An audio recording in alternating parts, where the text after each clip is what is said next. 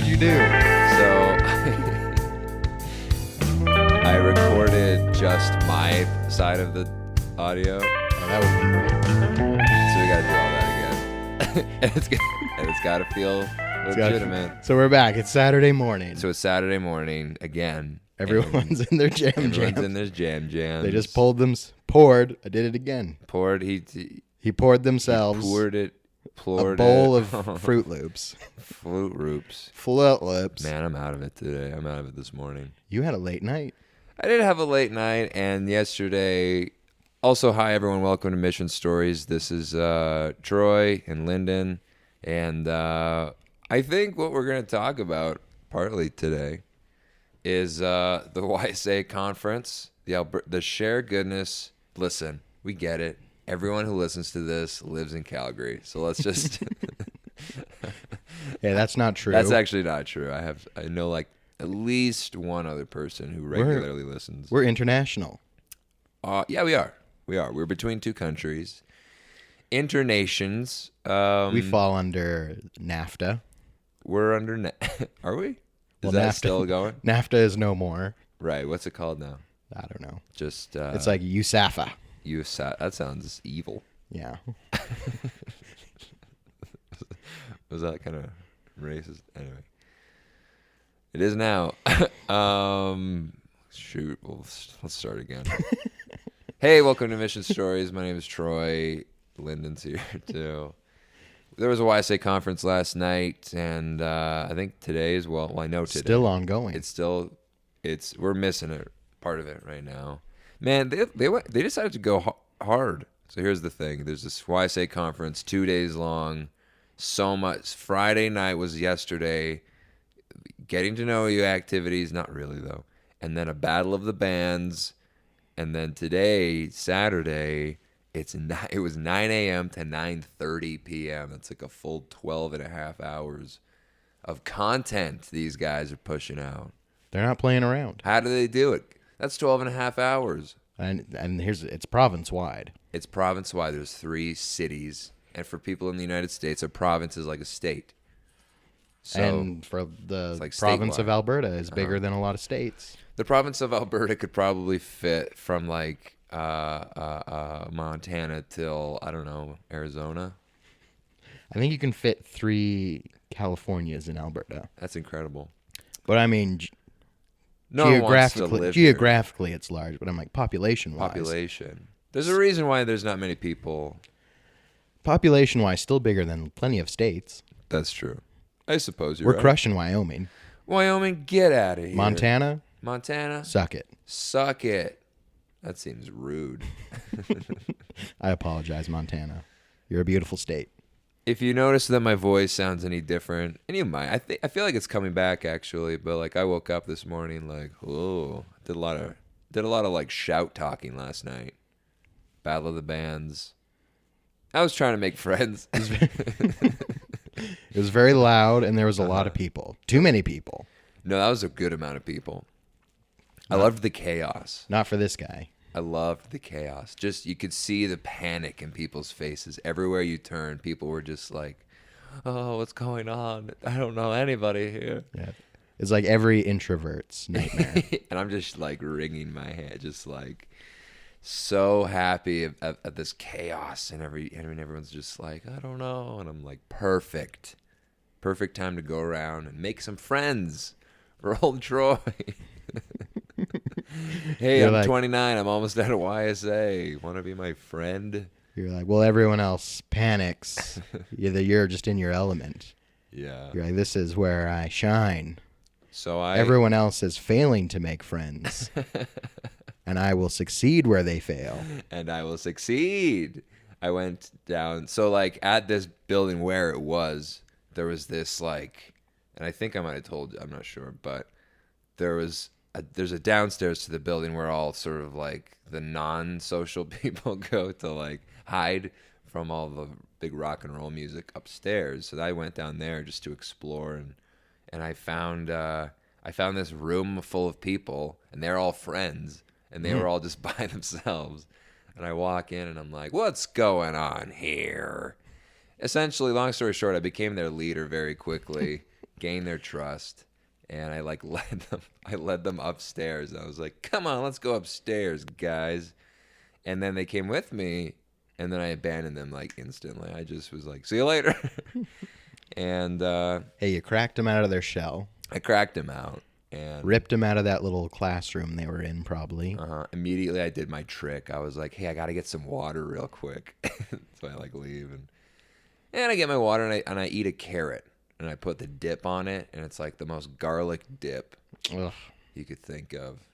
And I'm like, this is my breath now the whole night. I'm an idiot. One carrot. Lyndon, it only takes one carrot. It wasn't like a ranch. It wasn't like a dilly little thing. I think it was probably like a dill thing, like a dill carrot thing. I love how much time we're taking on this carrot. But Well, we got to get to the bottom of this. yeah. was What like, was on that carrot? They put out a garlic dip.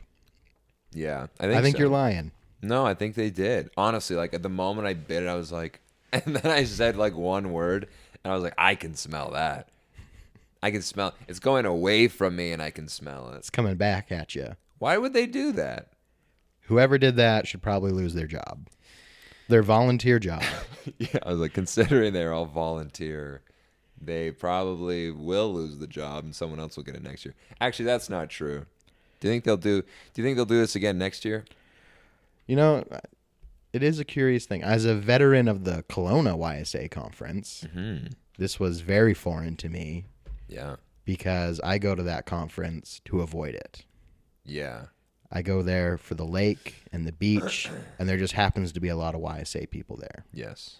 But this was like, you're in Calgary in mid to late October. Uh-huh. What are you going to do? You're just there to get jam-packed into a steak center and, like, socialize. You're there to play sardines with a bunch of other early 20s kids. Yeah. And I say kids. Do you feel old? Because you were there last night. You came late last night. Maybe this can be a commentary on, like, on what's it called, YSA generally. But you came last night late into the game with your girlfriend. Does the audience know about your girlfriend? They do now. They do now. It's locked in. You guys came late, Right.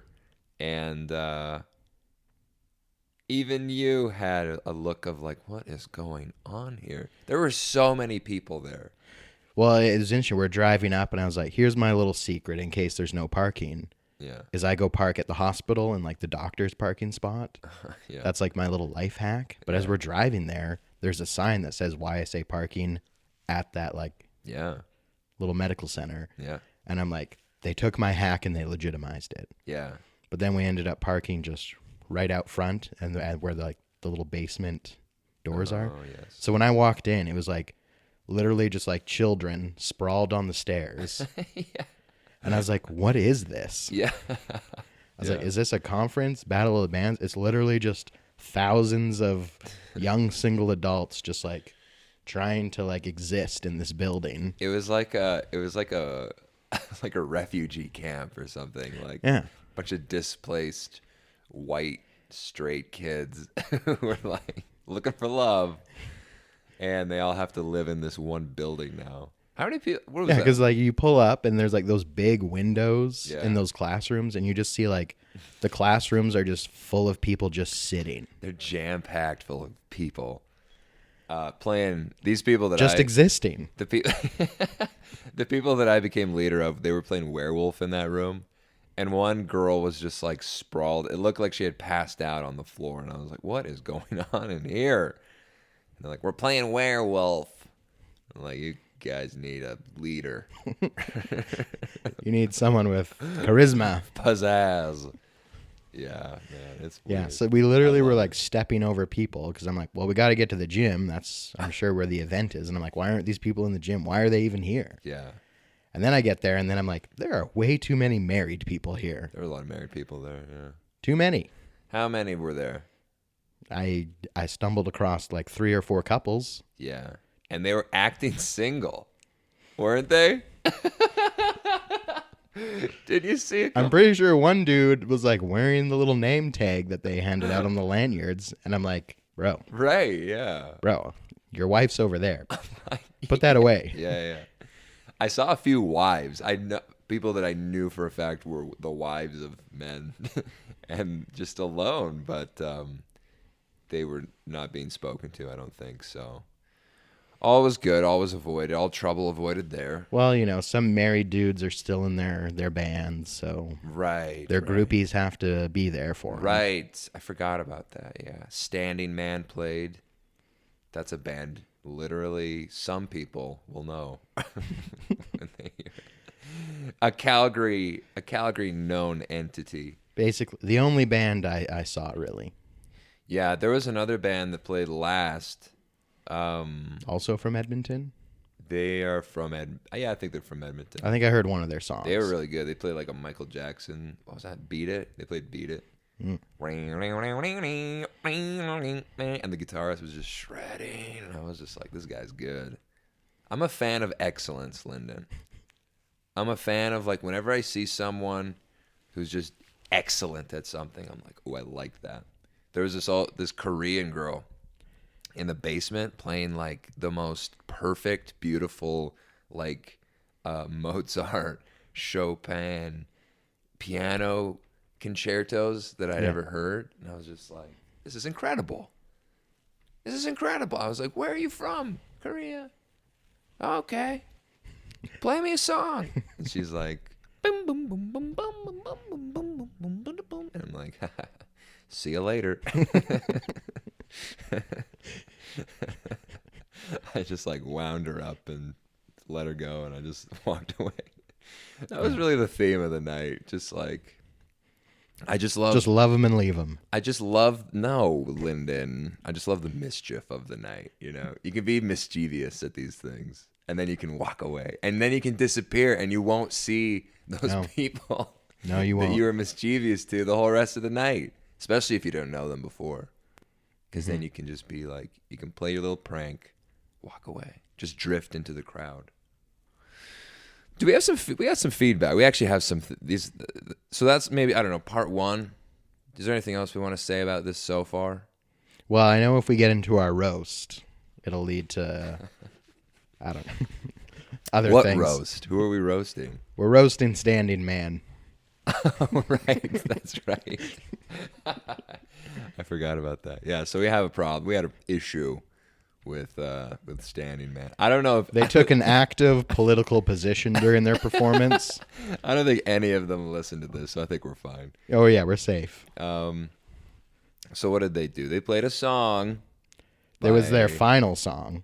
A certain someone who is an active combatant against the church. We're dancing around it. Let's just say it. They played Imagine Dragons. Imagine Dragons, Dan Reynolds. Is their final song. Our famous foe of the podcast. No, I forget what we were talking about with. What was his thing? Dan Reynolds. I forget why this is a problem. Dan Reynolds hates the church. I don't think he hates the church. Oh, yeah. He is against the church. He wants to turn everyone in the church gay. No, wait. Yeah. No, does he, though? I don't think so. I heard that from you just now. This is news. This just in. He's trying to turn everyone gay. What a plan that would be. What a strange plan that would be. Instead of like just letting people be who they are, which is like the whole root of his message, he's like, no, you got to turn gay. He's like going the complete opposite direction. He misses the point entirely. No, but so he actively speaks out against the church for being too mean. Yeah. To members of the gay community. Right. And so as a He's the guy that President Oakes is talking about. Right. When he's like, don't try to change the church. Change yourself. Change yourself, Dan Reynolds. Change yourself, Dan Reynolds. And I was like... And change your music because it's bad. Yeah, that's his like big complaint. It's like, your music is weird and bad and you're bad. And you're this close to getting next, pal. You're this close. Going on, Ellen, putting us on blast. How dare. Yeah. So they played... Imagine Dragons as their final song. What was the song? Do you remember? Radioactive. Is that a good song? I think it's probably their most popular song.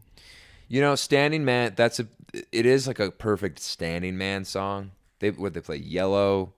Yeah. They played that Imagine Dragons song. And what else did they play? They played I heard the performance original was song. like strong, a little rocky, and then finish strong. Right. Because the little rocky was like doing obscure or original pieces, and the strong was doing like pop songs. Known pop songs, yeah.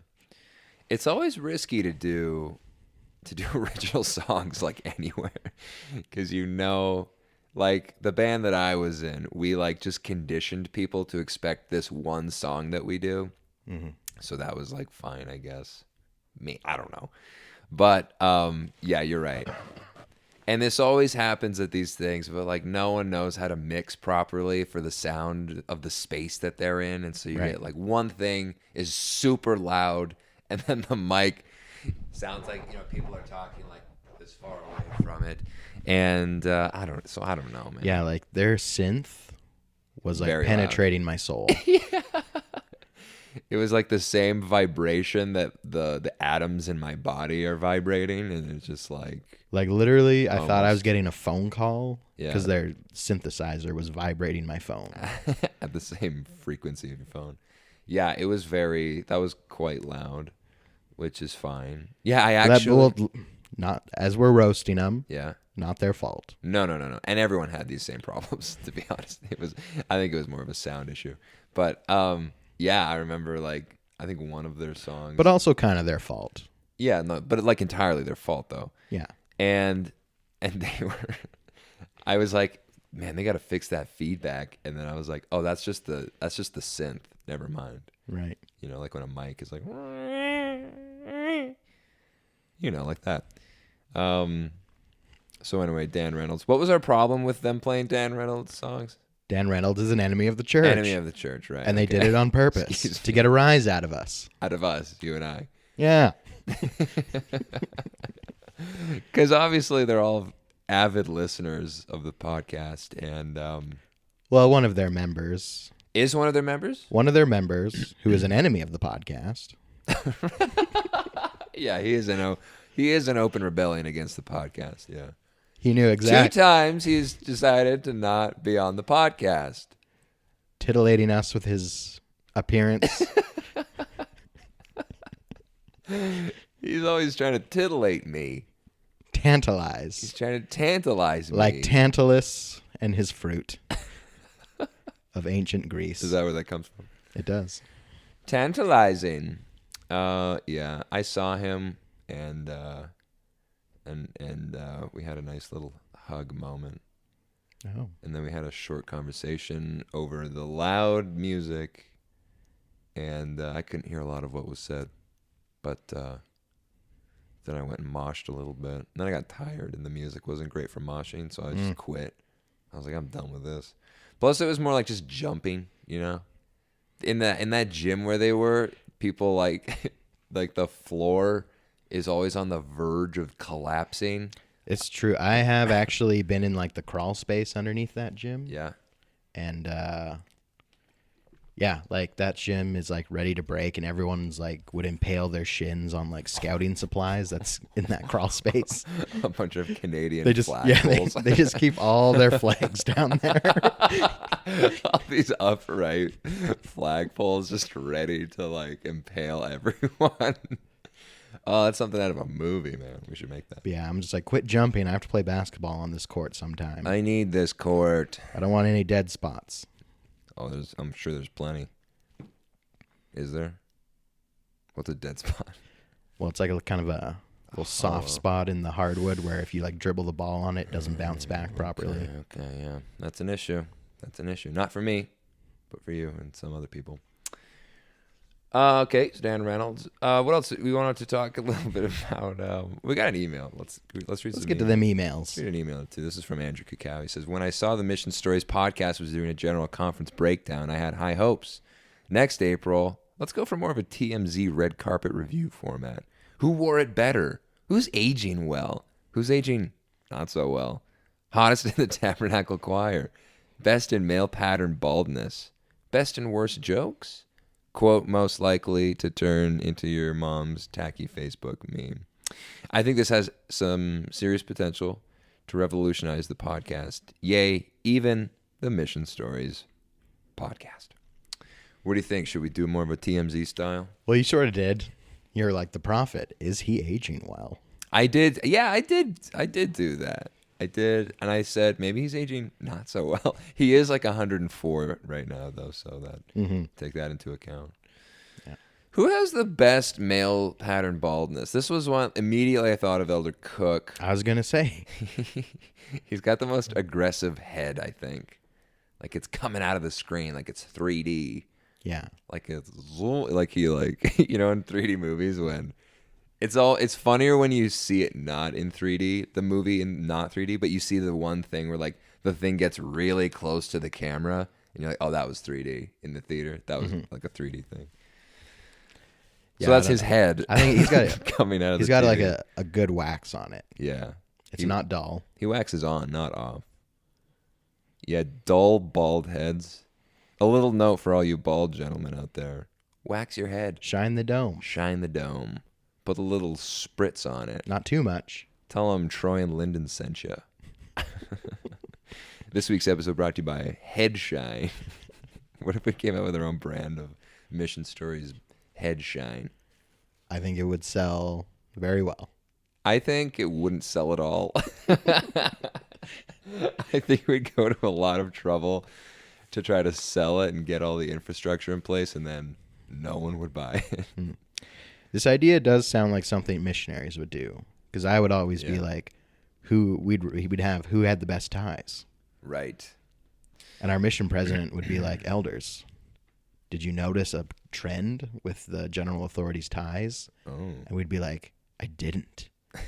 And then we'd feel bad, and then we realized next general conference we'd have to. His point was like they all just wear like nice ties. There is no trend.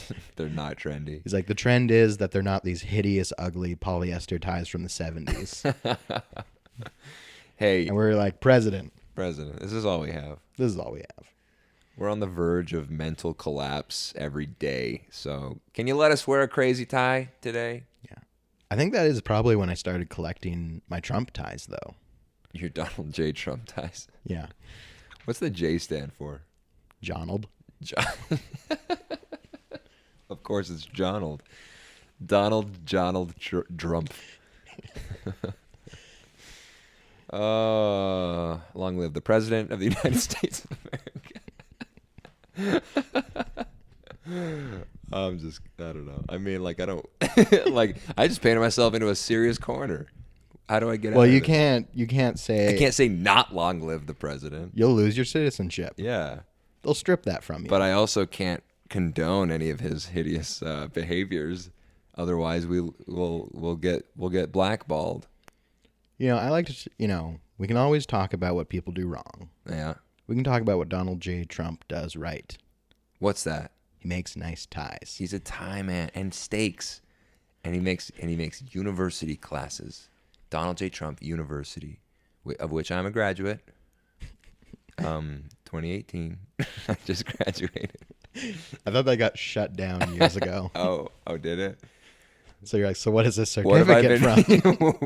Where have I been sending my money? Where have I been taking classes this whole time? Shoot. Okay, we had another email. Thanks, Andrew. Thanks, Andy. I'm always concerned about like leaving the recording screen because like 2 weeks in a row it's just stopped recording out of nowhere.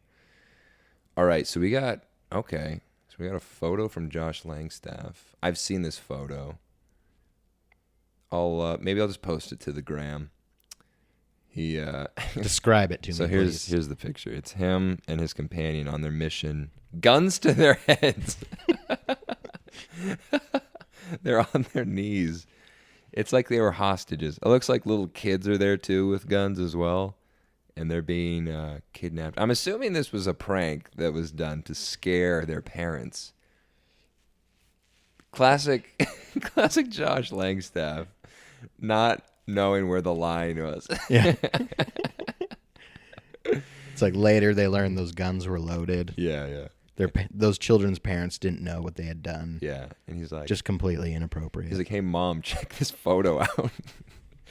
With that, they probably just attached like a ransom note to it. Yeah, and it was like directed to their missionary funds. Yeah. It's like, if you ever want to see your son again, send $500 to the JP Morgan Chase account number. Yeah. They're like, I recognize this. Could you do that? Was that a possibility?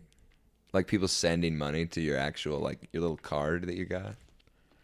Well, you'd have to like, that's an excellent question. Could you run a little side biz on your mission? Just be because you had like the debit card. Well, I think it would make more sense just to set up your own account if you wanted to do that. Just an actual separate account. I like the idea of it being your mission account. But I guess you'd have to find like a little routing number, some Swift codes. That's got some sketch idea possibilities there. I like that. But I feel like all those debit cards would be linked to probably one mission account. Right, probably right. That only one person has control of. I had one companion who like got fed so much by the mission or the members that he would like stock up.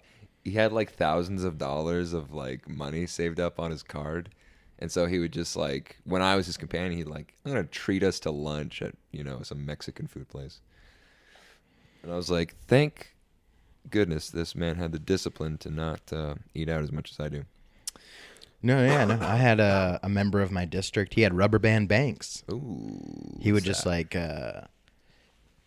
would either save up his money from like the members taking care of him. Yeah. And then like get money sent to him from people back home. Oh. And he would just drain his missionary account because he thought, he's like, if I don't use the money, it'll go away eventually. Yeah, eventually. So he would just drain it every month into cash. Yeah. And he just kept like, had just had a cash. big old wad of cash in his awesome. sock drawer. Oh, that's so rad. Oh, I love that. So he just had a whole stack of cash ready to go back with him. That's so cool. And I might have started doing that my last couple of months too. How much did you go home with? I had several $100s of American cash. Nice. The exchange rate was a little better back then, though, so I don't think you got as much bang for your buck coming back. Well, I exchanged it back to the bank of Eric. Okay. Because then he had a trip down to America. Uh-huh. He's like, oh, you happen to have come back with several $100s of American currency? I was like, yes. He's like, oh, I'll swap that out for you. He gave me a favorable rate. Oh. That's Eric for you. That's always what he's been doing. He gives favorable rates. And in his usury as well. Mm-hmm. When he borrows money from you. I just made all that up. I'm a liar. So, we have one more email from Josh Langstaff. Besides the picture. Yeah. He says, also, for Halloween, I'm kind of nervous about this. For Halloween, we should do a Halloween episode. Spooky. Yeah, spooky episode. Yeah, I think I told that story already, though. Because we are nearing Halloween, this is the email.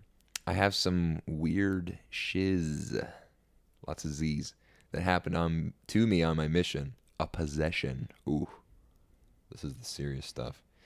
That happened to me one horrible weekend. My companion thinks we took a comp photo while a ghost was around. Think I have the photo kicking. Excuse me. Also, once we had a part member family in a neighboring ward. Father drop midday at work from 2L or about what? Father drop. Oh, so he dropped. So he fainted. Father dropped midday at work from 2 liters or about a half a gallon of blood, which had gone missing from his body with no holes anywhere because we believed because he wouldn't let his kid get baptized.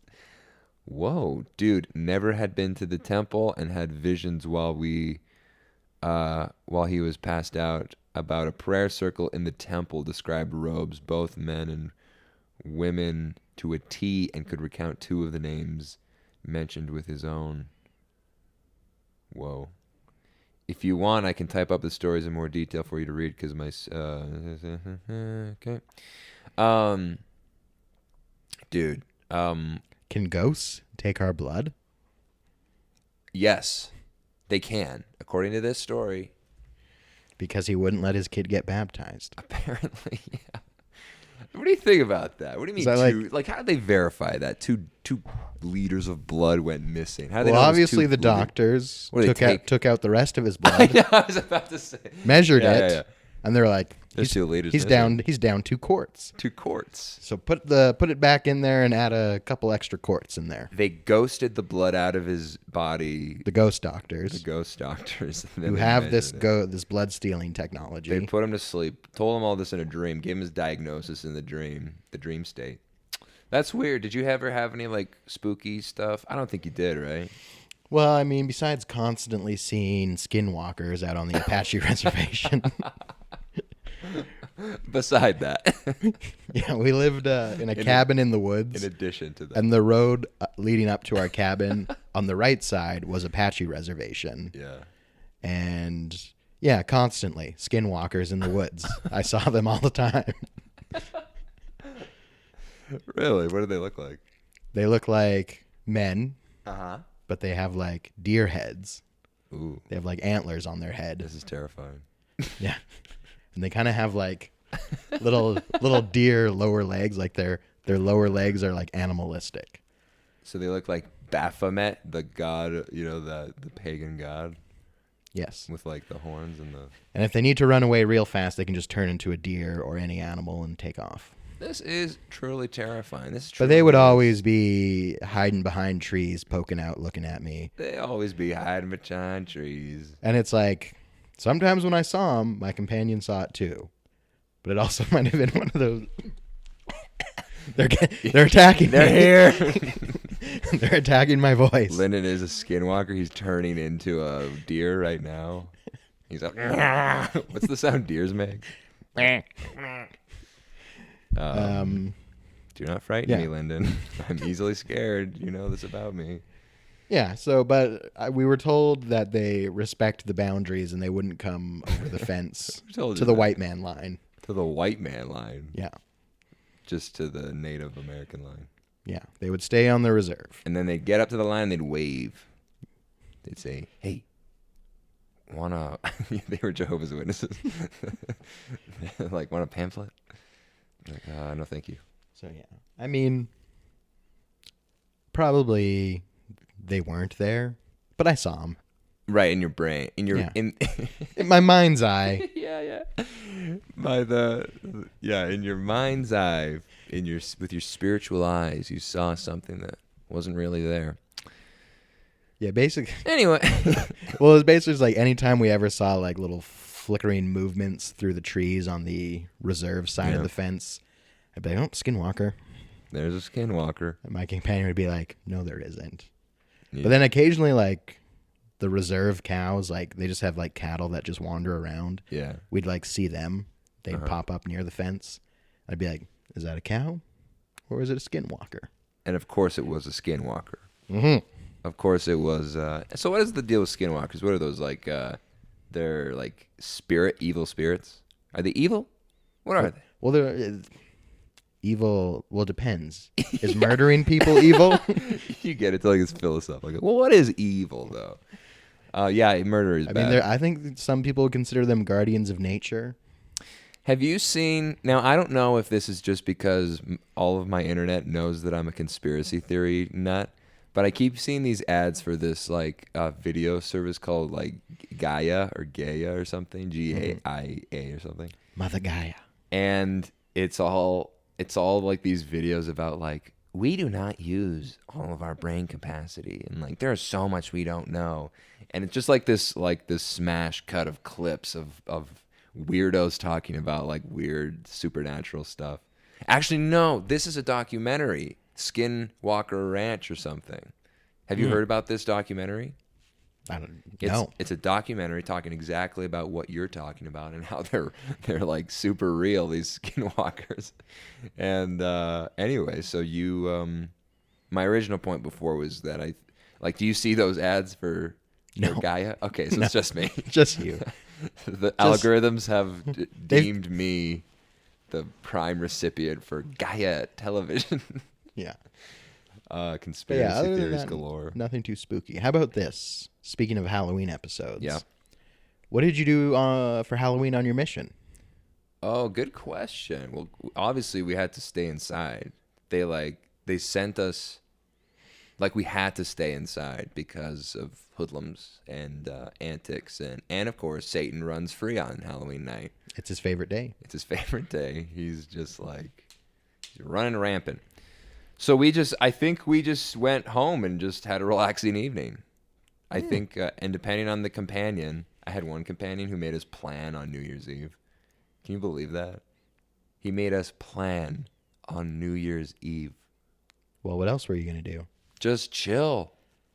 Enjoy the evening. Yeah, you didn't have big plans. He had big plans for New Year's Day, obviously. Yeah. Yeah, he did.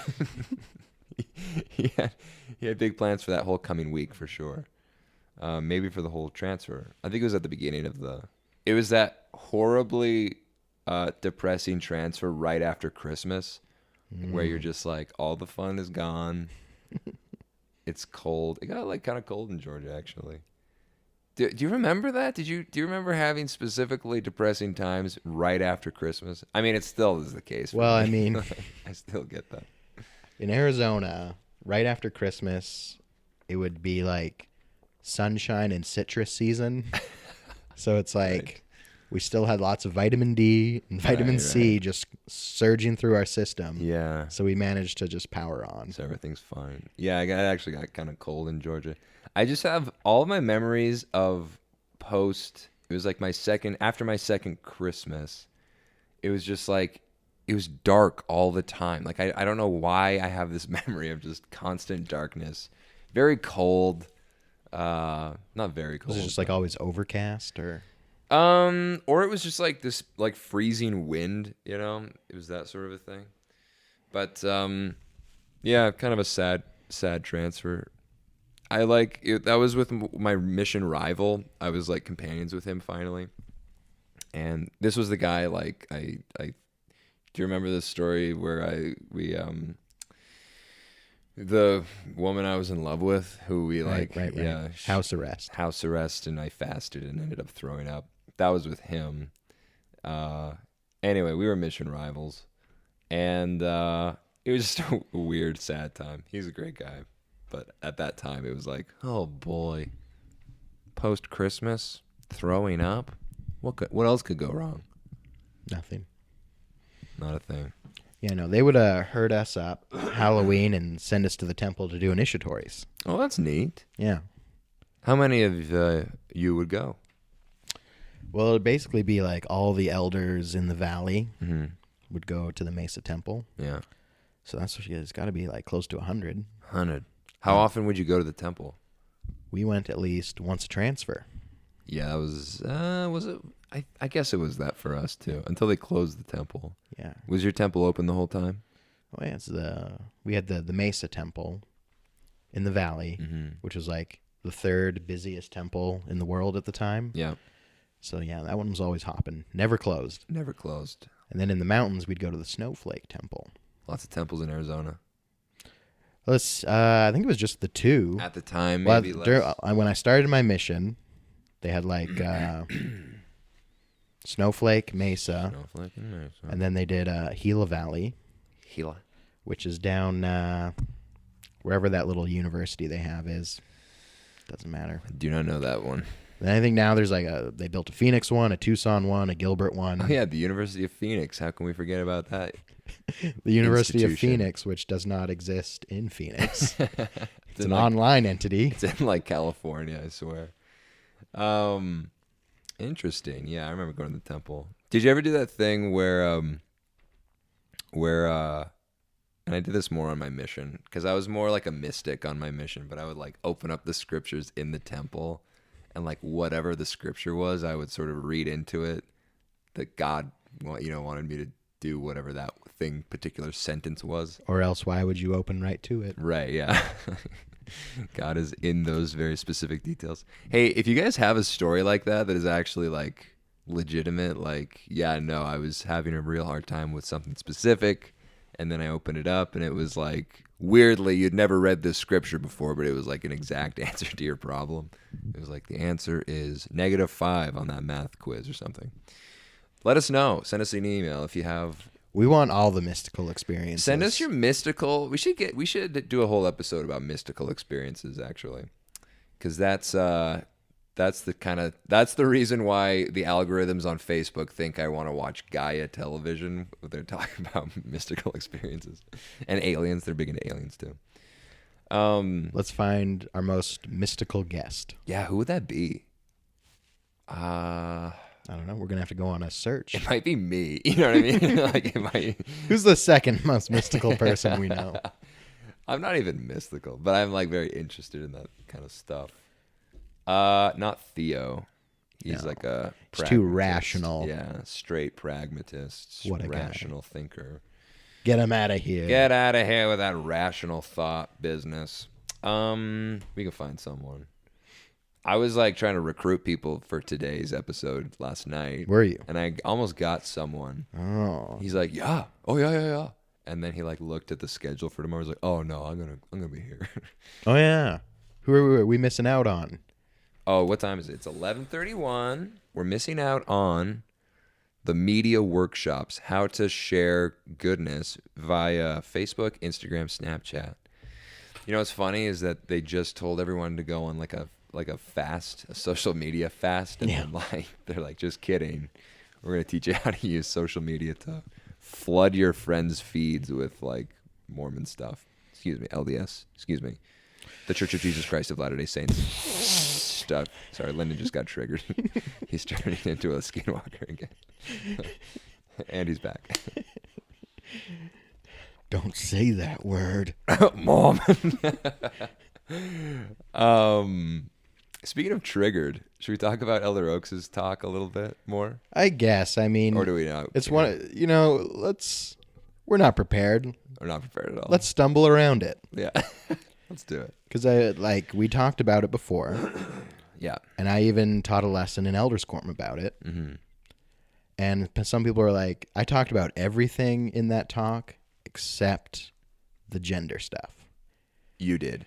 Yeah, because it was called Truth in the Plan. Right. So I talked about truth because I love, epistemology, and everyone it was this great, because we started talking about philosophy. Yeah. I put a little Venn diagram of like justified true belief. Yeah. All that stuff I love to talk about. Yes. And then people in the back are like, have you ever heard of the trolley problem? Like it has nothing to do with this, but they're just like the synapses in their brain are like, philosophy? I've heard of this thing before. They're like, the trolley problem. Do you pull the lever or not? What's the trolley problem for people who don't know what that is? Oh, that's the there's a train or a trolley Just kidding, I know. that's out of control. Yeah. And it's heading towards 5 people who are on the track. Yes. And so if you just do nothing, those 5 people are going to die. Mm-hmm. But there's a switch. You can hit the switch, Yeah. and then the out of control train or trolley is going to go onto the other track where there's one person. Okay. And it runs over that person. Yeah. It's a famous philosophical example, right? Right. Like Dan Reynolds did it. It's like it's like I'm on a track and Joseph Smith is on the other track. Year's 1830. Oliver Cowdery's on another train track. 3 trains are going. Martin Harris is on a 3rd track with the lost manuscripts. Yes. He's walking down the train track to deliver them to the professor. And if you save him, you can read what's on those 116 pages. Which lever do you pick? I would save Oliver Cowdery for sure. Right. Unless I'm the parent of the child, I guess I'm supposed to say. Wait, but there's only one train. There's 3 trains. So basically, this is the trolley. So everyone's gonna die. So it's like it's like a puzzle. It's like that traffic jam puzzle. You have to divert trains, and then you have to have an intense knowledge of train trackery. Right. So they brought that up. It had nothing to do with it, and we just got into like the weeds philosophically about truth and knowledge, and talked about the family proclamation and the plan of salvation a little bit. Okay. But then gender, all the gender stuff get brought up. We were just like, I just mentioned that he reaffirmed the church's position on it. You avoided all the. I guess I don't know. Would anyone have had any hot topics to say about that? Well, it was nice because we had our one female guest who likes to come to my lessons. Who was that? Cindy. Okay. Shout out to Cindy. Cindy. She won't listen to this. No. Why not? What's wrong with her? She does not like the podcast. Why not? Why ever not? Yeah. Well, how do we start? Where to begin? Where do we even begin? Just not big into podcasts. Fair enough. but she likes coming to my lessons. Okay. So it's nice. That's basically a podcast. Yeah. Tell her that. Visual. Yeah. I've tried. Okay. Hopefully everyone directs her to this. She's getting a very long Each shout episode, out each segment. episode, we have to win over one new listener. One new listener. But she was ready to provide some more left leaning, commentary. Okay. But and we never really got into it, so she couldn't. And she was gonna. There were other sisters in the ward who were like, kind of wanted to go, and they were like, yeah, that lesson or that talk triggered me. I was like, come to the lesson, let it all out. Come to the lesson, yeah. But they weren't ready to. Didn't you see on Twitter a bunch of people were like freaking out too? Yeah, a lot of the Twitter folk. They're just like triggered. But I mean, I guess I just don't really follow a lot of those. The blogosphere. Yeah, well, like the progressive Latter-day Saints on Twitter. You did. You said you made this beautiful meme, and we gotta post it to the account. But anyway, you'll all see what it is. I hope you understand. I told you I showed it to my dad, and he's like, I don't get it. So hopefully you guys get it. He's not a millennial. I don't think he gets memes generally. He's just like, Also, his eyesight is bad, so I think he just those fonts were hard to deal with. he was pretending to like understand what was going on. But what do you think the outrage is? Well, he just like goes over, like if you had like a top 10 list of topics, subjects that are hot topics right now for I don't want to say social justice warriors, but like people who are concerned with like progressive. You can call them what they are. SJWs. People who get very upset about those sorts of topics really even being mentioned, in any sort of way. Like someone who's ready for a fight at the mention of gender norms, basically. Basically, if you're on the right and you say what you think about gender beliefs or whatever, or anything in that topic range. Or even just like sexuality. Yeah, sexual sexuality, preference. Gender. If you have sort of your own opinion on that is dissenting from someone else's who thinks opposite of that. Is that our definition of social justice warrior? Is someone who's like willing to go to the mat for their cause. Yeah. Which is like, it's not they get a lot of flack, even on this podcast. But it's like, I don't know, like I respect the idea of like going to the mat for something you really believe in and like being fiercely for, it's like sort of this pendulum swing in the other direction of, for years it's been, all these words that we say, like it is like a necessary pendulum swing. Like we have swung very far in the other direction, but I think it is necessary.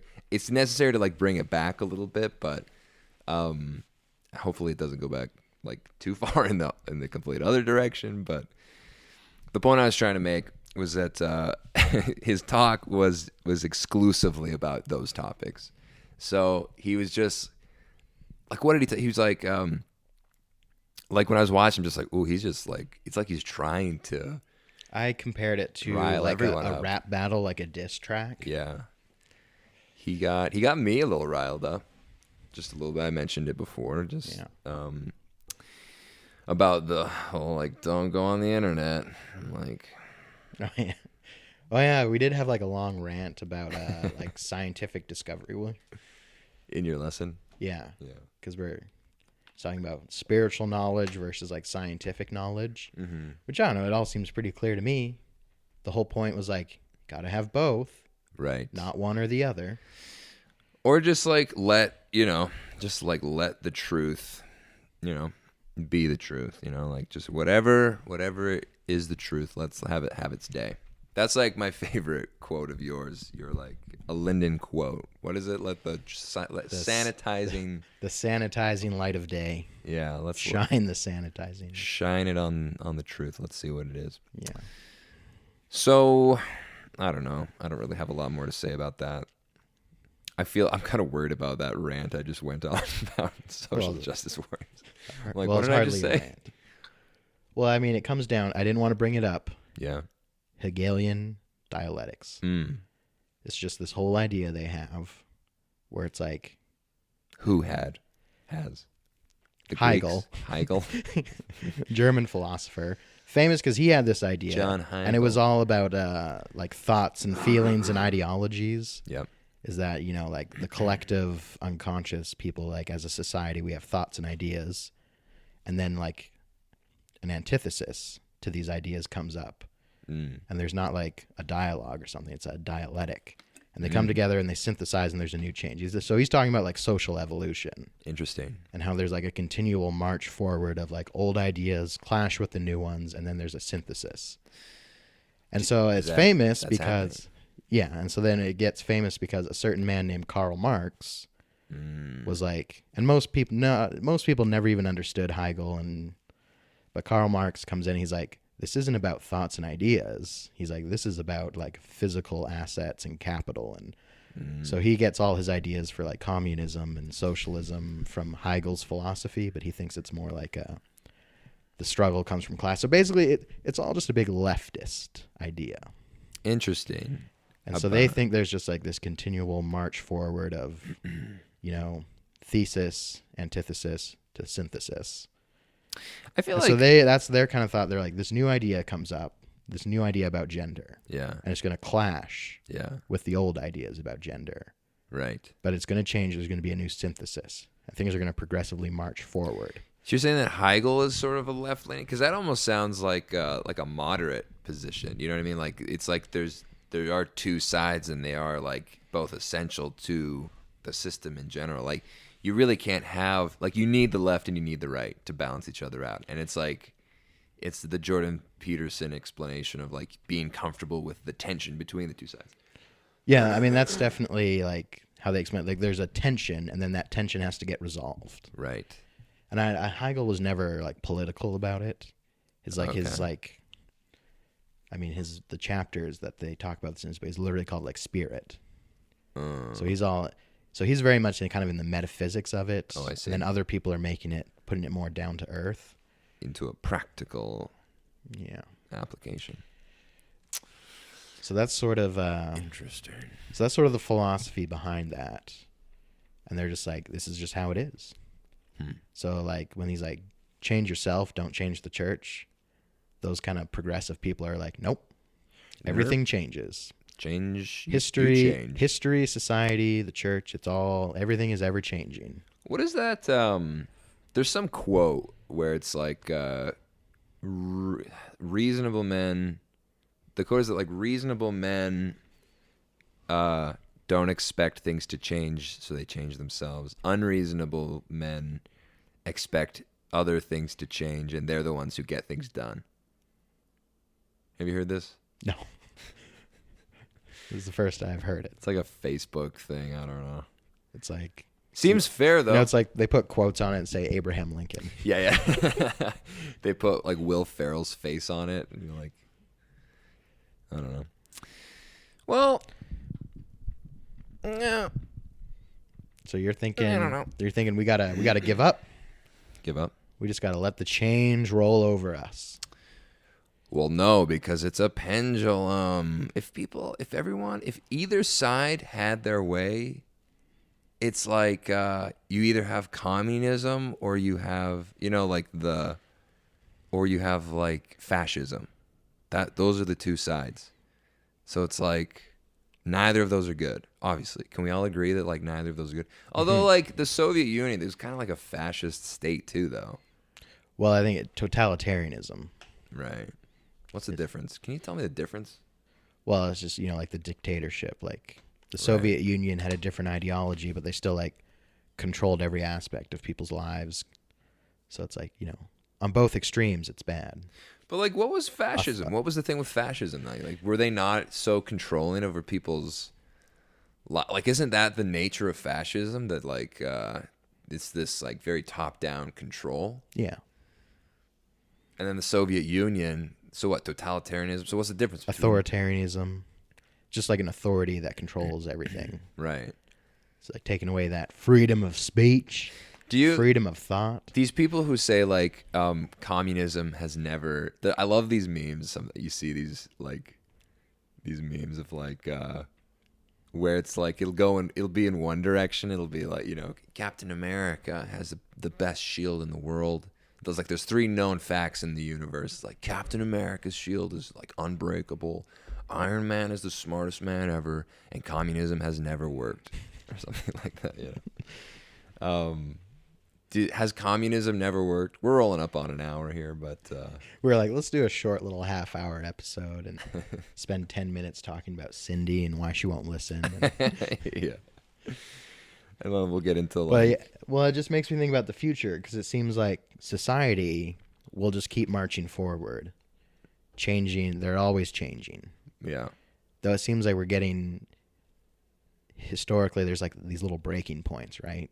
Because it's getting to the point where people are like, I am just so sick. And you see the Jordan Petersons rise up. And they're like, we have to have some sort of commitment to truth. And then people are like, truth is what I want. Right. We're in this like postmodern, nihilistic state that it's like, who knows what's going to happen. But the church keeps being like, this is the way it is. And we are not changing the way it is. It's like then I get to the point where it's like, well, eventually, what does the church have room for? Ooh, what do you mean? Like the church doesn't have, is the church going to have room for people with these thoughts or ideas? I think it's probably has more room now than it ever has had before, because by necessity, they have to, because I don't know. Like I saw someone who used to go to church. They do not go to church anymore. Recently, I saw them on one of my lunch breaks, and they were talking about, like, they said like everyone I talk to has like some problem, some issue with the church. Whether it's the social issues, whether it's history, whether it's something. So it's like in a crisis mode, you can't afford to like be exclusionary at this point. Like you have to, and like going forward for those people who are struggling, they have to be able to or be allowed to occupy a space that is irregular, or that's like unusual, or that is customized, like we talk about the buffet Mormon, but that's maybe the better word is like customized or modular. Big shout out to Lyndon. I know, like, like those friends who.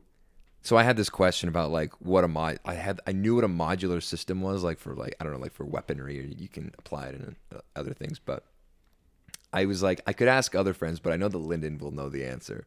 So shout out to Lyndon. I like texted him. I was like, what's the thing where like you can interchange various parts and it's like would work the same? And I got a 1-word response: modular. So big thanks to Lyndon. I honestly, all this week, I've just been like, in my quiet moments, I'll just say that word quietly in my head. I'll just be like, modular. I love it. I just derailed us completely. What were we talking about before? Oh, about people just like finding space in the church. The church's capacity for different kind of thoughts. Yeah. Because it's like, so the church is like, I almost think of it, it's like a vessel. Yeah. And it's like we are a one shape. Yes. But it's like, how much different, can we pour some water in there, some sand? Is it all going to fit in there? Rocks, Yeah. Or are we just like, these rocks take up too much space? Get them out of here. It's like the sand and the water fit better. So if you're a rock, get out. It is the issue of like, when someone thinks irregularly, here's their problem. Like, you have these figures who they sort of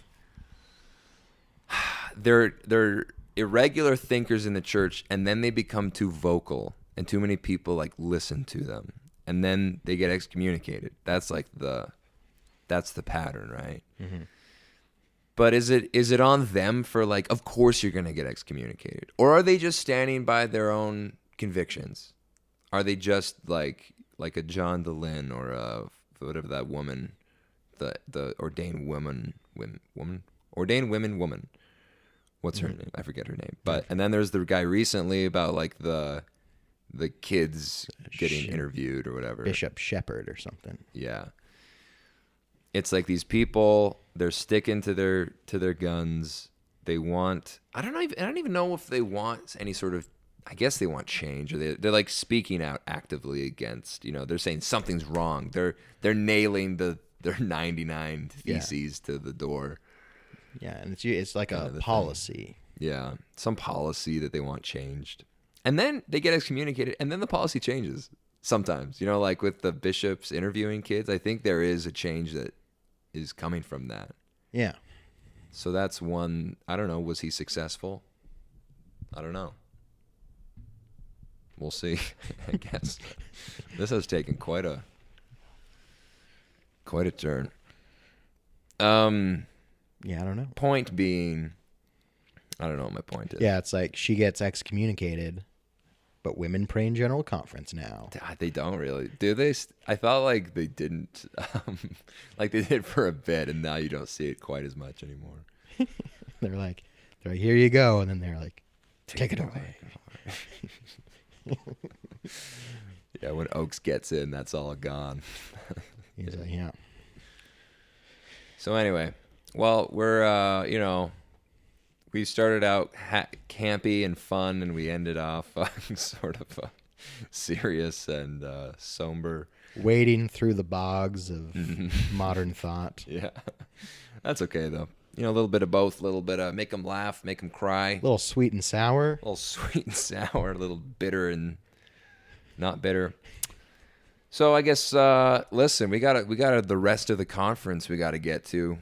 Right, because I wanted you to tell me about this guy, this keynote speaker. Right, so I'm gonna back to the happy fun times. Look forward to this. So there's this guy. He's this famous Book of Mormon apologist. I've seen him on YouTube's, and he's always at these things where he's talking about the Book of Mormon. Evidences for the Book of Mormon is what he's going to be talking on today at 2 p.m. And if this were live, then I would be, But of course, I guess if we posted like immediately, then like some people might, and they get through up to this, hour and 2 minute point. It'll be like, and they'll be like, I got to get up and go to this. Yeah, and it's like 2:00 when they're not. Everyone's there. Literally everyone in Calgary who's a YSA, they're already there at this thing, presumably. But anyway, so I'm gonna go check that out. You're working though, unfortunately. Yeah. But I really want to take notes. I want to see what he has to say. Should be very interesting. I'll have a full report. If there's a question and answer period, are you going to be like, my friend Theo says, if you need evidence for the Book of Mormon, your faith is insufficient. You're garbage. Yeah, I will say that. I will. Thank you for reminding me. And you'd be like, so the fact that you've staked your whole life and career on finding evidence for the Book of Mormon is priestcraft. You're a faithless man. Goodbye. See how that works out. All right. I'll let you know how it goes. Just kidding. I'm sure he's great. I'm sure he is too. Anything else? Do we have to? Should we plug anything? Go to the Instagram. Check out the gram. You know what? Probably if you're listening to this, you've seen an Instagram post, and we don't need to really. But check us out. You can check us out on the internet, themissionstoriespodcast.com. Is that right? .com. We got the .com, and that's what happens when your URL is long enough. You get the .com, and I don't know. Just keep listening. Lyndon, do you have anything to say or plug or do or a catchphrase? I just want to plug. Okay. For all these people at the conference that hopefully start and become listeners. Mm-hmm. Just a reminder for them to stay true and faithful. Bye-bye.